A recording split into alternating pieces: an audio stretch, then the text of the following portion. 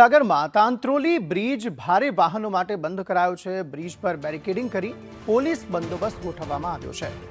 જિલ્લામાં આવેલ વિવિધ બ્રિજનું નિરીક્ષણ કરાયું છે। ગાંધીનગરથી બ્રિજ ટેકનિકલ ટીમ દ્વારા નિરીક્ષણ કરવામાં આવ્યું।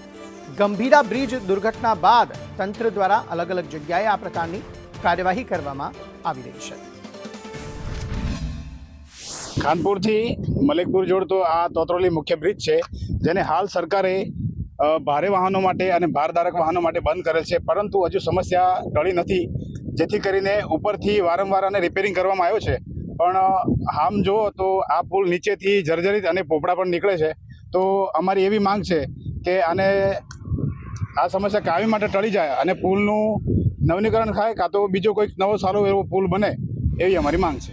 બરોડાની પુલ દુર્ઘટના બાદ તંત્ર સફાળું જાગ્યું છે। કહી શકાય કે મહીનસરી ઉપરના 3 બ્રિજને તંત્ર દ્વારા તેમજ ગાંધીનગરની ટીમ દ્વારા અહીંયા ચકાસણી કરવામાં આવી હતી। વિઝ્યુલેશન આપને બતાવવા માંગીશ કે આ જે પુલ છે તેની મરામત પણ 1 કરોડથી વધારેના ખર્ચે અહીંયા કરવામાં આવી હતી। તેમ છતાં પણ આ પુલ ઉપર ભારે વાહનોની જે અવરજવર છે તે બંધ કરવામાં આવી છે, કારણ કે કોઈ અનિચ્છનીય ઘટના ન બને તે માટે તંત્ર દ્વારા આ જે નિર્ણય લેવામાં આવી રહ્યો છે। ત્યારે આપણે મુસાફરો સાથે ચર્ચા કરીશું કે હાલની અહીંયા પરિસ્થિતિ શું છે, કારણ કે આ બ્રિજની મુલાકાત જિલ્લા કલેક્ટર તેમજ ગાંધીનગરની એક ટીમ દ્વારા લેવામાં આવી હતી ને ત્યારબાદ આ પુલ ઉપર ભારે વાહનોની અવરજવર હાલ બંધ કરવામાં આવી છે। અતિ ભારે વાહનોને બંધ કરવામાં આવ્યા છે, તો પબ્લિકને કદાચ વધારે વરસાદના કારણે ઉપરવાસનું પાણી વધારે આવે તો પબ્લિકની કેવી જાનહાનિ થાય, એનો જવાબદાર કોણ છે?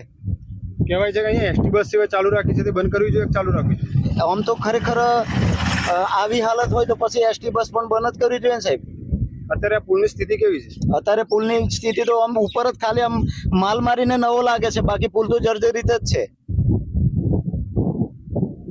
મુસાફરોનું કહેવું છે કે આ પુલ હાલ તો જર્જરિત જોવા મળી રહ્યો છે, જો કે એની પર ખર્ચો કરીને રિનોવેશન પણ કરવામાં આવ્યું છે, પરંતુ આ જે આ પુલ ઉપર કોઈ અનિચ્છનીય ઘટના ન ઘટે તેમજ કોઈ દુર્ઘટના ન ઘટે તે માટે તંત્ર દ્વારા નિર્ણય લેવામાં આવ્યો છે કે આ પુલને છેલ્લા કેટલાક દિવસથી બંધ કરવામાં આવ્યો છે। પરંતુ તેમ છતાં અહીંયા એસટી સેવા જે કાર્યરત છે તેને લઈને લોકોમાં અનેક પ્રકારની અસમંજન જોવા મળી રહી છે, કારણ કે એસટી બસમાં ભારે વાહનમાં નથી આવતું। શું એસટી બસમાં બેઠેલા મુસાફરોની જવાબદારી કોની? જો કે તંત્ર દ્વારા જે નિર્ણય લેવામાં આવ્યો છે તેને લઈને હાલ તો ભારે વાહનો આ પુલ પર બંધ કરવામાં આવ્યા છે। કૌશિક જોશી, સંદેશ ન્યૂઝ, મહીસાગર।